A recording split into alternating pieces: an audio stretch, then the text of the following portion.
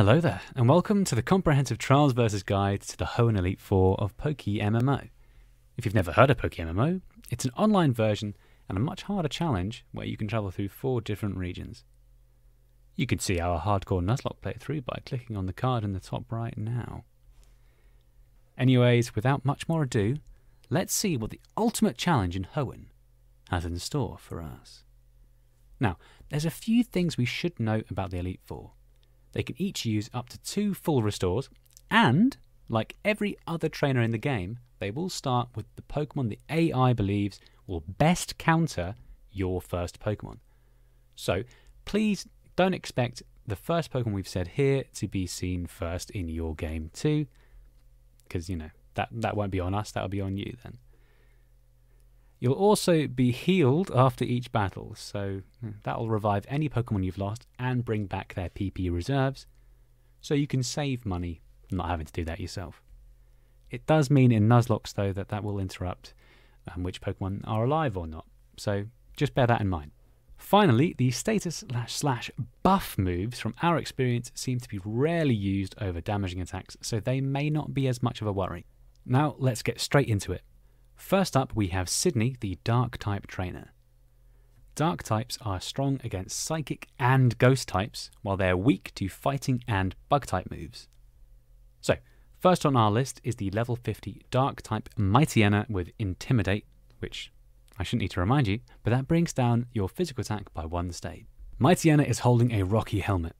Rocky Helmet will deal damage for every move that makes physical contact, so to avoid that, you're best avoiding using physical attackers here. His 4 moves are Swagger, Foul Play, Fire Fang, and Double Edge. Sidney's also packing the Water Dark type Crawdaunt, which is level 51 and has the Hypercutter ability. Hypercutter will prevent you from lowering Crawdaunt's humongous 120 base attack stat, so you'll want to get focused on getting rid of this guy quickly. It is holding an expert belt, increasing super effective moves by 20%, which is very useful as its moveset is very diverse with Crunch, Close Combat, Ice Beam, and of course the ever powerful stab move, Crabhammer. Shiftry at level 50 is Sidney's Grass Dark type, well, the first one. Note the 4 times weakness to Bug type here. It has the ability Early Bird to prevent it from being put to sleep, and Shiftry holds a Chople Berry to half the damage from one incoming fighting type move, so try Fire or a Bug move. It has the option of using either Leaf Storm or Leaf Blade on both the physical and special side for its stab damage, as well as Brick Break and Hurricane, which can hurt Bug types and fighting types that you would, want to bring for Sidney. The second of Sidney's Grass Dark types is Cacturne, and it has Sand Veil, so if you're planning on using a Sandstorm team, prepare for an issue from Cacturne. And if you're thinking you can just one-hit KO it, you'll be mistaken, as it has been given a Focus Sash. Another Pokemon with both special and physical moves, it can use Thunder Punch, Energy Ball, Brick Break, and Sucker Punch. Finally, Sidney's ace is Absol. At level 52, it's absolutely great. It's his strongest Pokemon, and its moveset doesn't let it down at all. It has the ability Super Luck to increase its critical hit ratio, and it can use X-Scissor, Close Combat, Zen Headbutt, and Sucker Punch. These are all very powerful moves with Absol's stats. Plus, it holds a White Herb, allowing it to use Close Combat twice before its stats are lowered at all. Up next is the Ghost-type trainer Phoebe. Starting with her 2 pure Ghost-type Bannettes, both at level 51, they both have Insomnia, but do have 2 very different styles. The first we'll talk about is the special attacking Bannett, holding a Ghost Gem. Ghost Gem will boost its Shadow Ball by an incredible 50%, and its other moves are no less powerful with Thunderbolt and Psychic, which could be boosted if it decides to use Calm Mind to raise its special stats by 1 stage each. The other Bannett is a physical build attacker holding a Custard Berry. Once this berry is eaten, Bannett will move first, letting it hit hard with either Shadow Claw or Return, and it has Sucker Punch to give priority, while you want to really watch out for it using Destiny Bond, especially after the Custard Berry, because that could cause you to go down with it. With Fairy not in this version of the game, her Sableye stands there free from weaknesses, because Sableye is the best Pokemon in the game. You didn't hear that from me. This Dark Ghost type Pokemon is level 50 and it has the ability Keen Eye. Keen Eye prevents its accuracy from being lowered, so there's no point trying to sand attack this imp. It holds a citrus berry to restore some health, and it has Fake Out for that first turn flinch and damage. It has Stab, Foul Play, and Nightshade to deal damage, and it could be using Toxic to whittle you down a little bit turn by turn. Another pure ghost type in the roster is the level 50 Dusclops, and it has Pressure to burn through your PP faster. It has only one offensive move with Seismic Toss, and that will always deal 50 damage, but it also has Will-O-Wisp to burn, Pain Split if it gets too low, and Rest to bring it back to full HP. It even holds a Chesto Berry to wake it up from its rest, raring to go. Finally, Phoebe's ace is the powerful Dusknoir at level 52. This pure ghost type uses Pressure and Leftovers to stay healthy and burn through your PP reserves. It has 4 very powerful moves with Thunder Punch, Earthquake, Ice Punch, and Priority Shadow Sneak. So, watch out for Dusknoir, it'll get you. Number 3 now, and we have Glacia, the Ice-type trainer. Glacia has 3 unique Pokemon, but 5 very different builds. Now let's take a look at her 2 Glalie first.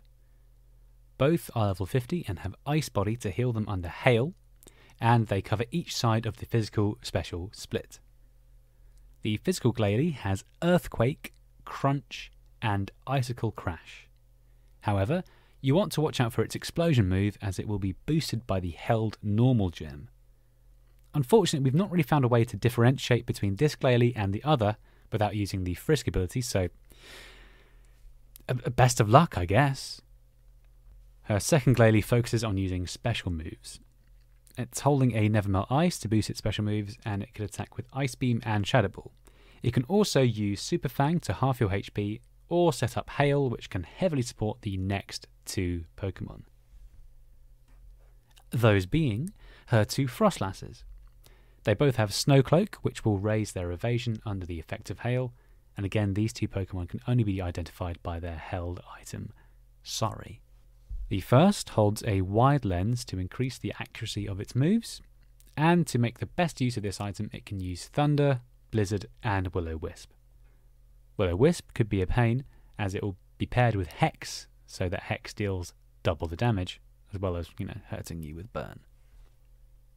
The second Frostlass holds a Focus Sash, and can use Thunderbolt, Ice Beam, and Shadow Ball.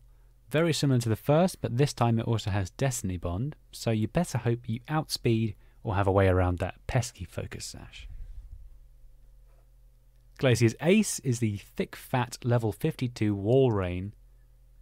Thick Fat will mean any damage dealt by fire or ice type moves will be halved, but I'm not sure you'd really want to be using those against Wall Rain anyway.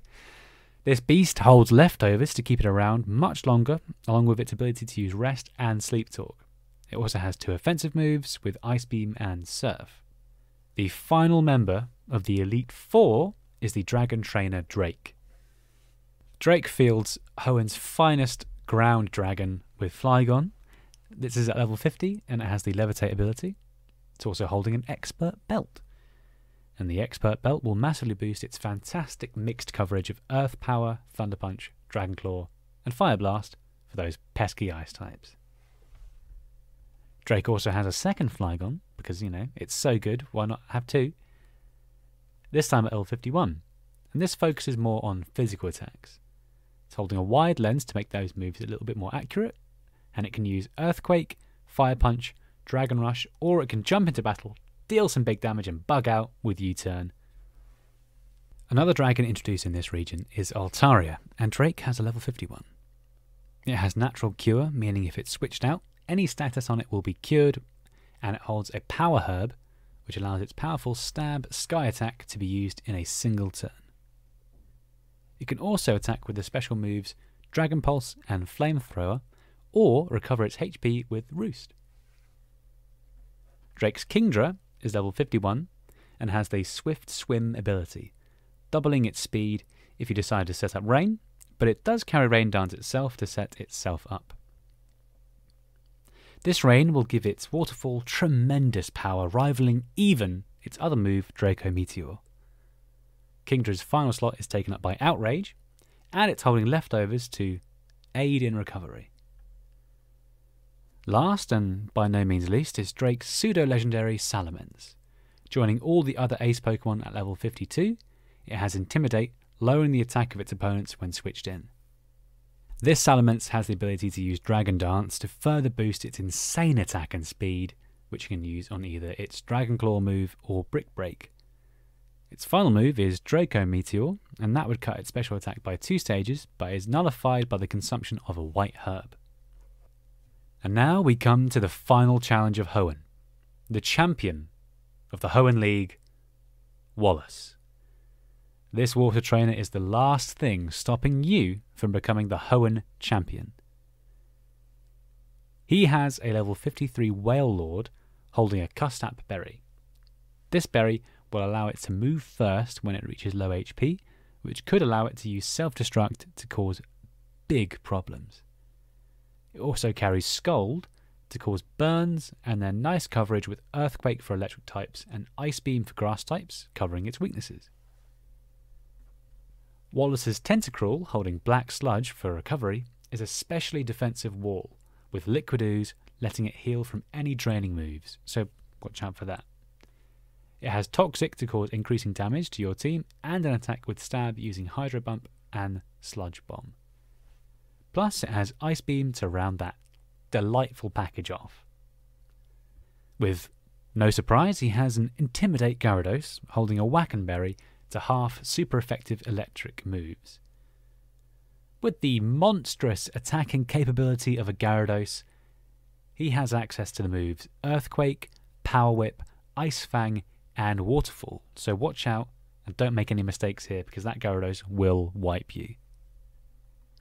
Wallace's Whiscash, God, say that a few more times. It's difficult to say, believe me. Anyway, this Whiscash will likely be used to counter any electric type, and it has the Oblivious ability that prevents any setup you've done, ignoring it completely. Obliviously, you might say. It has an Expert Belt, which will make both its varied moves hurt. It uses Earthquake with Stab on electric types, and Stone Edge for others, with Scald and Spark giving it a good varied move set. Another Pokemon Wallace carries to counter Water-type Pokemon's weakness is Ludicolo. It takes neutral damage from both electric and grass, and with Swift Swim it will be blisteringly fast if rain has been set up before it, and its Citrus Berry will have it hang around even longer. To complement this prodigious staying power, it can use Leech Seed and Giga Drain to heal it back up, along with Scald and Ice Beam. Finally, Wallace's ace is his Milotic. Marvel Scale will half any damage it takes when at full HP, which it will try to keep with leftovers and recover. Its Toxic ability can whittle down your team while it stays healthy, or it can go on the attack with Hydro Pump and Ice Beam. It's a good ace, so when you get to it, don't get distracted, you've still got to beat it. So, watch out. But if you've gotten through all of that, congratulations, you have beaten Wallace. This allows you to take your crown and your rightful place as the ultimate trainer in Hoenn. Now, go off and beat the other regions if you haven't already. If you found this useful, please drop a like and subscribe for more.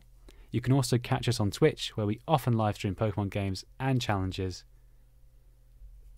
Happy Pokemoning.